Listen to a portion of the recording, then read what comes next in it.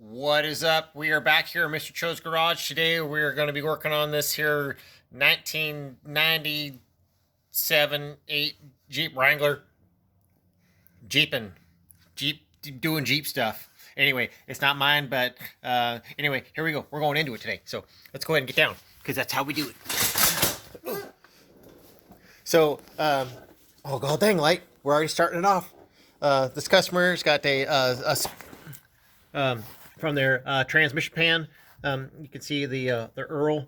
It's done gone beat up. This is just freshly washed off last night, but it is a pretty good all darn leak. But I got my Walmart puppy pads down to catch any splashing, so we don't get it on Mr. Cho's concrete, because we don't want the oil eating up into the concrete and ruining the finish, because you know, we like our concrete to be nice. And I say that, you know, you keep your nice stuff nice. That way it stays nice. Because if you don't, then it's not as nice. And it don't roll good with your creeper. And, you know, we've all worked out in the gravel and the asphalt. And, you know, it's not fun. So if you got nice concrete, you want to keep it nice. But anyway, back at it. So I'm going to go ahead and put my device down here. See if I can keep us from having any lighting issues. Oh, god dang. Here we go. We're already starting it off again. Oh, can't find a spot. Okay. I guess we're gonna do the handheld. You know, there's one-arm mechanics out there, so maybe we'll dedicate this one to all the one-arm mechanics. So anyway, I got my ratchet here, and we're gonna get to what we can. And I'm already seeing a problem because I got a deep extension, and I'm gonna have trouble getting underneath that pan. So I'm gonna take a break here. But anyway, so when you take your pan off, you don't just take them all loose and then drop it, because it's gonna go and it's gonna and splash everywhere. So you're gonna want to take them all out and then keep a couple that are, like, you know, finger tight, and then you're gonna you know, get like a device of some sort. I got my here screwdriver, and I'm gonna put a little bit of pressure up in yonder, and we're gonna drop it down at an angle and catch the majority of it here in our oil pan here. But anyway, I like to keep the back bolts in. That way the front, where I have all this room, it'll drop down, and then the majority of it will go down into your pan. And then once you get most of it, then you can get the rest of the pan out, and it's not nearly as messy that way.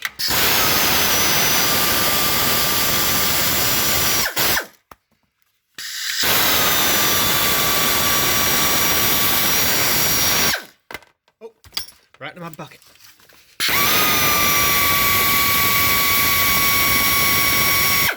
Anyway, I'm going to go ahead and give us a little break here, and I'll be back at it. Okay, we're back.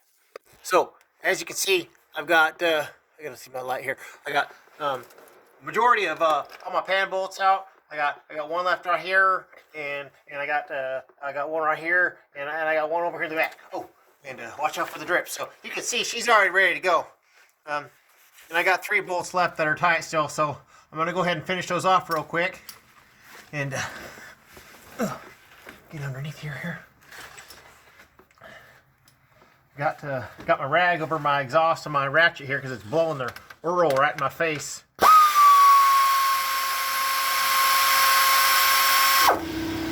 Oh god dang, the shoes. So you always want to watch out for the exhaust in your air tool, because it'll blow the debris in your eyeballs. And if you're not wearing corrective spectacles like Mr. Cho does, then you get more debris in your eyeball. But anyway, so you always watch out for the debris. So,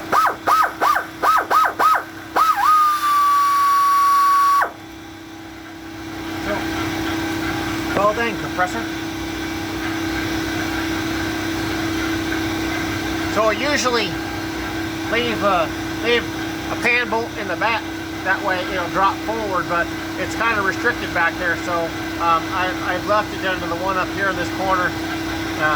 So see how she goes.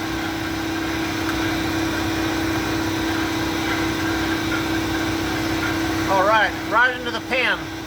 That's exactly where I want it to go.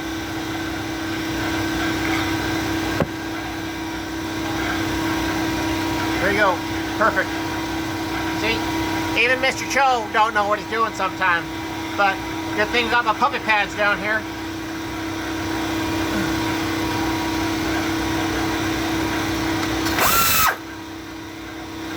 She's flowing the wrong direction. It's too late. We're going for it. That's what's supposed to happen.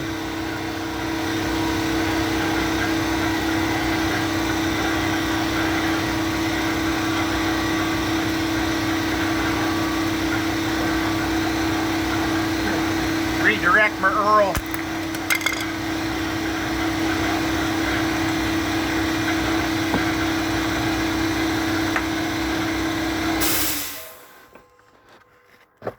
Got a oil blowout. It's okay. 99.9% of that went into the puppy pads. The other percent is still falling out. Go dang, rolling on my wrench. Anyway, we'll just let that guy kind of hang out like that yonder. So the problem we were running into is right up in here somewhere. We weren't getting a good seal on this here transmission pan gasket, and it is just making all kinds of mess. Well, I'm no expert, but this guy's squished down pretty thin. Anyway, we're gonna get that taken care of. But so like I said, it's just a leaky pan gasket, and so we're gonna go ahead and do a filter change and a new gasket, and check the pan, make sure everything looks good in there. And oh dang, I got Earl all over my fingers. Stand by. So, all right, that's gonna work. Okay, here we go. Okay, God dang, they're back in here. So anyway, we're gonna go ahead and get into that there pan and make sure that this clean. There's no kind of mechanical failure going on with this here Chrysler transmission. I think it's like a 670.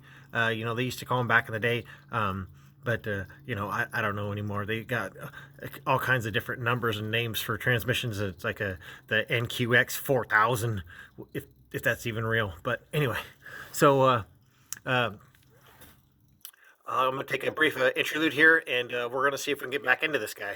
And once the Earl's kind of under control and getting down in there, because I'm gonna have to call upon another puppy pad, because the transmission fluid was already a little bit low from the leak, but we got the majority of it. But she's still coming. Because it's an automatic transmission, and it holds like 900 quarts of oil in it, and so we only got like 5 out, so it's going to continue to drain. So we're going to kind of get that under control, and then we'll get back in it here in just a brief moment. Mr. Cho, stand by. All right, we're back at it. So I got their pan off, and most of the majority of the oil into their catch can. And so anyway, I got into this pan here. I'll hit my pause button. I want to get into this pan here and get y'all a look at what I found. So we got your magnet here, and it's got some material on it, and it's kind of normal wear. These guys right here kind of got my eye though. Oh dang, light. So it looks like it could be a possibility of a bearing material. I'm hoping it's case, maybe some case wear. So I got my magnet here, and we're gonna go ahead and give her a little feelaroo here. So if you can see,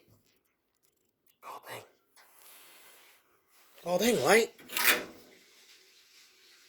So these materials, they're not coming up, so that's a good sign for me. That's telling me that they're aluminum, and so it's probably just a little bit of normal case wear. Normal is a fine line when it comes to stuff like this. So if this thing was completely loaded, the amount of miles that are on this rig, it could be okay. It'll probably need something in the future, but as of right now, I'm going to say that it's okay. So here we are looking at our gasket here, and this guy was, she's been on there for a bit and cinched down super tight. I mean, that is super thin, and you know, god dang, this phone pissed me off. You know, these gaskets, they have torque settings for a reason, not necessarily, you know, for your the stretching of your bolt or snapping the head off your bolt, something like that. You know, everything has a value. Don't get me wrong. I mean, Mr. Cho's Garage, we strive upon value. Like I said, keep your nice stuff nice. Don't use junk. You know, if you can invest more money, invest more money. But anyway, this guy she's pinched down pretty tight, and you suck down that gasket tight, and it's going to start squishing out, and you're going to actually cause a problem versus thinking, oh, I'll just tighten it up and it'll stop it because I made it tighter, which is going to compact my material more and you know fill any voids and seal it. But that's not always the case. You could actually cause more of a problem by over tightening than thinking that you're curing an issue. So use the values, they're there for a reason. You know, don't go strong arming everything. God dang. But anyway, so we're going to make sure this pan's all good to go. Somebody's definitely been in here before and got a little bit of scarring on here, but we're going to get it all cleaned up and make sure everything's all legit and get her back together, get some fresh oil in it, and you know, see if we got that leak stopped up. And we're going to address some cooler line issues. I talked about that in another video when I found this the cooler stuffed up in the wheel wells, all kind of crazy cattywampus with like a weird petcock on it on a cooler line. Why would you put a petcock on your transmission cooler line?